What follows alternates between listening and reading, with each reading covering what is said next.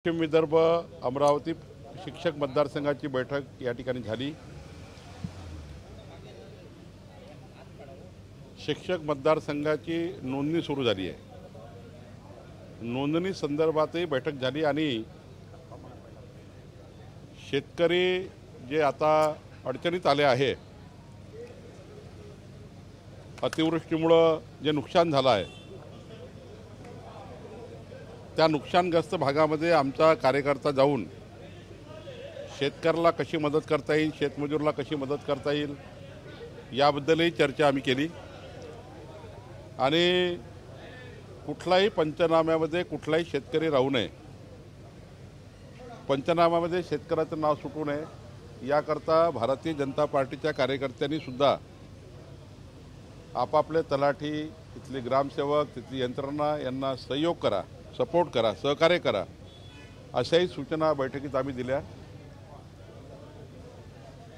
आणि या विभागामध्ये खास करून यवतमाळ, महागाव या विभागामध्ये जी पूरहानी झाली आहे, त्या पूरहानीमध्येही आणि अमरावतीमध्ये सोयाबीनला जो रोगराई आली आहे, येलो मोजॅक वगैरे मोठ्या प्रमाणावर आला आहे। मी आता तिवस्यामध्ये होतो, तिवस्यामध्ये मी तहसीलदारचा रिपोर्ट घेतला, 12,000 हेक्टरच्या वर येलो मोजॅक त्या ठिकाणी सोयाबीनवर आहे।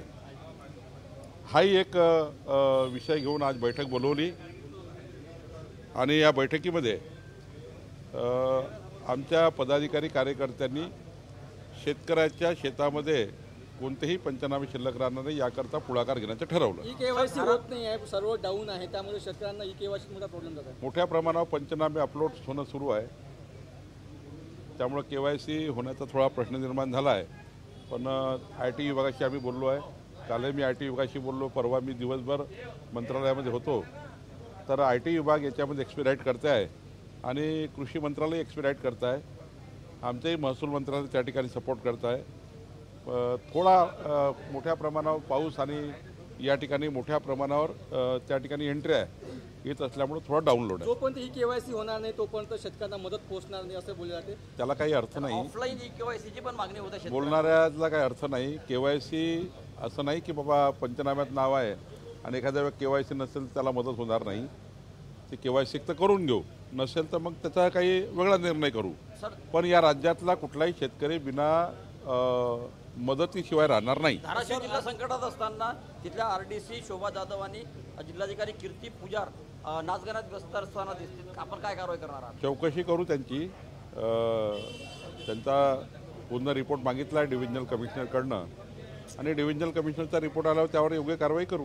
सर, बिहारमध्ये 75 लाख महिलांना जे आहे ते 10,000 रुपये दिले जाणार आहेत। लाडकी बहीण योजनेच्या धर्तीवर योजना सुरू केली आहे, परंतु मतं विकत घेण्याचा हा प्रयत्न असल्याचा आरोप विरोधकांनी केला। दुसरीकडे केंद्र सरकारकडनं मदत घेऊन राज्यात कर्जमाफी का केली जात नाही असं देखील बोललं जातं। लोकसभेच्या निवडणुकीच्या वेळी काँग्रेसनी, राहुल गांधींनी 8,000 रुपये खटाखट देऊ माननीय मोदीजींनी किंवा तिथल्या सरकारने, नितीश कुमारजींनी व्यवसाय प्रशिक्षण या आधारावर एक योजना तयार केली। ही काही लाडक्या बहिणीसारखी योजना नाही आहे। तिथे 10,000 प्रति महिलांना रोजगार निर्मितीचा केलेल्यासाठी आणि हा नेहमीचाच आपला केंद्र सरकारचा, राज्य सरकारचा प्रयत्न आहे की रोजगार निर्मिती करणे। त्यामुळे 75 लाख महिलांना स्वयंरोजगाराकरता 10,000 रुपये देणे, या योजनेचा का संबंध आहे मतं खरेदी करण्याचा? निवडणूकच लागली नाही आहे, निवडणुकीला वेळ आहे पण निवडणूकच लागली नाही असा आरोप करण्यात काय अर्थ आहे? व्यवसाय आणि प्रशिक्षण या विषयाला 10,000 रुपये दिले आहे। आमचं सरकार असताना आम्ही करतो आहे किमान, तुमचं सरकार असताना तुम्ही काहीच केलं नाही। तुम्हाला कोणी थांबवलं होतं? उद्धव ठाकरेजींना त्यांचा पेन कोणी थांबवला होता की या महाराष्ट्रातल्या 2 कोटी महिलांना 10,000 देऊ दे? तुम्हाला कोणी थांबवलं होतं? उद्धव ठाकरेंनी 2.5 वर्ष का नाही केलं? त्यांना का नाही केलं? त्यांना कोणी थांबवलं होतं? उद्धव ठाकरे काल मराठवाड्यात त्यांनी मागणी केली की 50,000 रुपये हेक्टर, आज जयंत पाटलांनी मागणी केली की 50,000 एकरी मदत करायला पाहिजे। हे लोक बांधावर जाऊन 50,000 रुपये देऊ असे म्हणणारे लोक आहे, खोटारडे आहेत। आमचं सरकार देणार आहे, हे लबाड आहेत।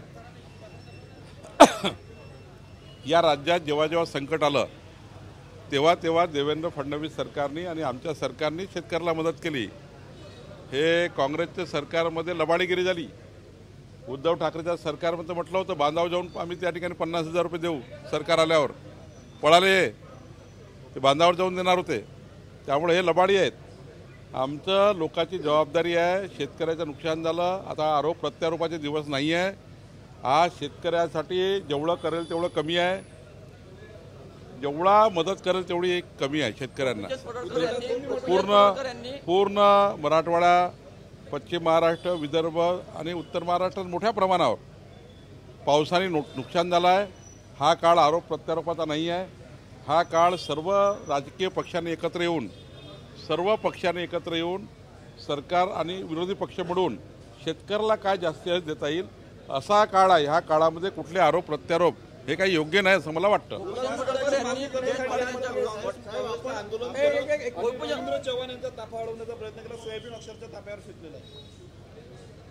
काँग्रेसची कृती योग्य नाही आहे. आमच्या पक्षाचा प्रदेश अध्यक्ष मी अमरावतीमध्ये आहे, मला निवेदन द्यायला पाहिजे, मला निवेदन घ्यायला बोलवायला पाहिजे. मी गेलो असतो निवेदन घ्यायला. पण गाडी अडवणे, काळे झेंडे दाखवणे, मग आम्हाला त्याच पद्धतीची कृती करावं लागेल. जशात तसं करावं लागेल. एकीकडे मुख्यमंत्री नाही, जशात तसं करावं लागेल. पण आम्ही त्या तिथपर्यंत पोहोचलो नाही आहे. ते पोलीस कमिशनरला सांगणार आहे की जे लोकांनी आमच्या अध्यक्षाची गाडी अडवण्याचा प्रयत्न केला त्यांच्यावर कारवाई केली पाहिजे. मी अमरावतीत आहे, त्यांना काही सरकारची काम आहे तर मला निवेदन द्या, मी निवेदन घ्यायला तयार आहे. पण या पद्धतीची कृती आणि पोलिसांनी त्या ठिकाणी का थांबवलं नाही हेही बघावं लागेल. खरं तर एखाद्या पक्षाचा अध्यक्ष येतो, आम्ही अशी कधी असंवेदनशील कृती केली नाही. पण या पद्धतीची कृती करणं योग्य नाही आहे. मी इथे अमरावतीत असताना पालकमंत्री आहे, त्यांना वाटलं तर मला निवेदन दिलं पाहिजे. मी पूर्ण वेळ आहे, माझा कार्यक्रम जाहीर कार्यक्रम आहे. मी आता महानगरपालिकेत 1.5 तास बसणार आहे, 1.5 तास जिल्हा परिषदमध्ये शेतकऱ्याची जिल्हा परिषद आहे तिथे बसणार आहे. यायला पाहिजे, निवेदन द्यायला पाहिजे, चर्चा करू. मग गाड्या अडवणं, काळा फिती दाखवणं हे काही योग्य नाही आहे. या पद्धतीनं यानंतर अमरावतीत झालं तर ते काही सहन करणार नाही. एकीकडे मुख्यमंत्री म्हणतात की आरतुरे स्वीकारू नका, एकीकडे सर पालकमंत्री दोन विषय आहे. दळणवळणाचा विषय, रेल्वे पूलच्या संदर्भात केव्हा निर्णय होईल, आणि सुपर हॉस्पिटल बंद आहे. आज इतक्या भयानक त्याची स्थिती आहे की त्यांना आरोग्याच्या सुविधा भेटत नाही नागरिकांना. पुढच्या आठवड्यामध्ये केंद्रीय मंत्र्यासोबत माननीय मुख्यमंत्री, मी, अनिल बोंडेजी आमची बैठक आहे अमरावतीच्या पुलाबद्दल. सेंट्रलचा आणि स्टेटचा पैसा मिळवा लागणार आहे, कारण दोघांचंही 50-50% कॉन्ट्रीब्युशन आहे. आम्ही ते करतो आहे. राहिला प्रश्न हॉस्पिटलचा, मागच्या आठवड्यात बैठक झाली आरोग्यमंत्र्याशी. त्यांना मी आरोग्यमंत्र्यांना स्वतः ते दौरा करणार आहे आणि त्यांच्या ज्या ज्या अडचणी आहे, काही पगाराची मागणी होती, पगारासाठी लोक आंदोलनाला गेले, सर्व बैठक मी मंत्र्याला घेतली आहे. त्या ठिकाणी सर्व अधिकारी होते. निश्चितपणे त्याच्यातलाही तोडगा मी काढणार आहे. संदर्भात आपण 1 महिन्यापूर्वी बैठक घेतो म्हटलं होतं. तिथून सध्या नवरात्र सुरू आहे. लोक जीवावर भिंतीवरून जात आहेत कारण भिंत टाकली आहे. अशा वेळी किमान पादचाऱ्यासाठी तिथं वापरून द्यायला काय अडचण आहे? आज पुन्हा मी या विषयावर चर्चा करणार आहे 6 वाजता. मी कलेक्टरकडे पुन्हा बोलवणार आहे त्यांना, सर्व अधिकाऱ्यांना PWDच्या. आणि काय त्यातला काही कोणाचा ॲक्सिडेंट नव्हता, कोणाचा अपघात नव्हता, काय मार्ग काढता येईल त्याच्यानंतर मी तुमच्याशी बोलणार आहे. बोललो, 2दा बैठक झाली. त्यांनी त्यांचा रिपोर्ट मागितला की बाबा याच्यामध्ये पायी सोडता येईल का, किमान लाईट मोटरसायकल तरी सोडता येईल का, म्हणजे 4 व्हीलर नाही पण मोटरसायकल तरी किमान आवागमन चालू होता येईल का, याचा रिपोर्ट मागितला आहे. तो रिपोर्ट अजून आला नाही आहे. मला वाटतं 1-2 दिवसात तो रिपोर्ट आला, तो जर पॉझिटिव्ह आला तर मग त्याचा विचार करू. पण परमनंट उपाययोजना करण्याचा योजना सुरू आहे. गोपीचंद पडळकर यांनी राजाराम बापू पाटील यांच्या विरोधात आक्षेपार्ह विधान केलं. त्याची पाठराखण भाजप कार्यकर्ते त्या ठिकाणी मोर्चा काढून करत आहेत. यावर तुम्ही काय सांगा? मी मागच्या वेळी सांगितलं, आत्ताही सांगतो की गोपीचंद पडळकरनी केलेले वाक्य, प्रचार किंवा शब्द रचना ही काही योग्य नाही आहे. ते आपल्या संस्काराची नाही आहे. कुठल्याही नेतृत्वाबद्दल आणि जयंत पाटील साहेबासारख्या व्यक्तीबद्दल ठीक आहे, आमचे राजकीय वैमनस्य आहेत किंवा राजकीय मतभेद आहे, वैमनस्यापेक्षा राजकीय मतभेद आहे. त्यांचे वैचारिक भूमिका वेगळी आहे, आमची वैचारिक भूमिका वेगळी आहे. पण या पातळीवर जाऊन आई वडिलाचा उल्लेख करणे हे काही कुणाला मान्य नाही आहे. गोपीचंद पडळकरजींना आम्ही याच्या ठिकाणी सांगितलेलं आहे. पण यानंतर मात्र गोपीचंदजी असे काही शब्द प्रचार करणार नाही याचा त्या ठिकाणी त्यांनी सांगितलं आहे. उद्धव ठाकरे म्हटलं की कर्जमाफीसाठी मराठवाडा पिंजून काढणार, कर्जमाफीची घोषणा करेल आणि मोदींनी देखील मराठवाड्यात यावं. आता उद्धव ठाकरेंना सध्या विरोधी पक्षाची जबाबदारी आहे. त्यांना थोडं फिरू द्या महाराष्ट्र. आमचं सरकार आमचं काम करेल. विरोधी पक्षाचं असल्यामुळे त्यांना फिरावं लागणार आहे, त्यांना जावं लागणार, त्यांना महाराष्ट्राची परिस्थिती बघावं लागणार. बरं झालं, म्हणजे हे चांगलं झालं की 2.5 वर्ष मुख्यमंत्री असताना मंत्रालयात फक्त 2 दिवस आले आणि 2 दिवस विधानसभेत आले. 2.5 वर्ष कधीच दौरा केला नाही. किमान आता विरोधी पक्षात असल्यामुळं मराठवाड्याचा दौरा करताय. मी त्यांना शुभेच्छा देतो. दौरा करा, त्या ठिकाणी मागण्या करा. आमची जबाबदारी आहे शेतकऱ्यांचे जे काही उद्धव ठाकरे साहेब जे काही मागणी करतील सरकार म्हणून ऐकणं हे आमची जबाबदारी आहे आणि सरकार योग्य पद्धतीने शेतकऱ्यांच्या नुकसान भरपाईचा निर्णय करेल. उद्धवजींनी दिलेल्या सूचनाची त्या ठिकाणी आम्ही काही त्यांना नाकारणार नाही. त्यांच्या सूचना विरोधी पक्ष म्हणून स्वीकारणे ही सरकारची जबाबदारी आहे.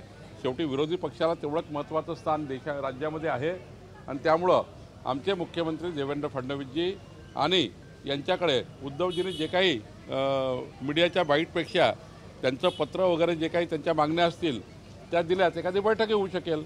पण ते जर त्या डायसवर गेलं नाही तर मग नुसतं मीडियात बोललो, मीडियात मागणी केली, पॉलिटिकल मागणी केली, मीडियात बातमी केली, पण लिहिलं काहीच नाही, पत्रच लिहिलं नाही. तर माझी विनंती आहे आपल्या माध्यमातून की उद्धवजीच्या दौऱ्यात त्यांना जे जे आढळतं ते त्यांनी माननीय मुख्यमंत्र्याकडे पाठवावं. आमच्या दौऱ्यात तर आम्हाला दिसलंच आहे, पण उद्धवजी आता गेले, त्यांना काही एखादी जास्त गोष्ट मिळू शकते तर त्यांनी सरकारकडे पाठवावी. आम्ही दखल घेऊ. राज्य सरकारकडून केंद्रीय गृहमंत्री यांना अमित शहासोबत भेट होणार आहे, तर मदत मिळेल का राज्याला? कॉन्ट्रॅक्ट किलिंगच्या घटना आणि तिन्ही घटनांमध्ये अल्पवयीन आरोपी असतात. तर अल्पवयीन आरोपी संदर्भात गंभीर गुन्ह्यात त्यांना सहभागी करावं या संदर्भात शासन स्तरावर काही केल्या जाईल का? अजून तसा कायदा नाही आहे. तसा कायदा नाही आहे की अल्पवयीन मुलांना त्या ठिकाणी आपण त्या ठिकाणी गंभीर त्याचा शिक्षा वगैरे होतं. पण आता तुम्ही हे जे म्हणताय याबद्दल नक्कीच मी या विषयाची चर्चा माननीय मुख्यमंत्र्यांशी करेन. पंजाब हिमाचल प्रमाणात केंद्राने गेलेले अमित शहासोबत भेट होणार आहे, तर काही राज्यासाठी मदतचं काही राष्ट्रीय आपत्ती निवारण फंडातून त्यांना भरीव मदत दिली जाईल असं की बोलतो. माननीय मुख्यमंत्री जर दिल्लीला गेले आहेत तर आपल्याला समजलं असेल दिल्लीला कशाकरता गेले. माननीय प्रधानमंत्री महोदयांना किंवा अमित भाईंना किंवा आमच्या कृषी मंत्री शिवराज सिंग चौहान या सर्वांना कशाकरता भेटतं व्यक्ती. तर आपल्या राज्याला भरीव मदत झाली पाहिजे. केंद्र सरकारची राज्य सरकारची दोन्ही मदत घेऊन शेतकऱ्यांना जास्तीत जास्त कसं मिळेल याचा मुख्यमंत्रीजी प्रयत्न करतात आहे.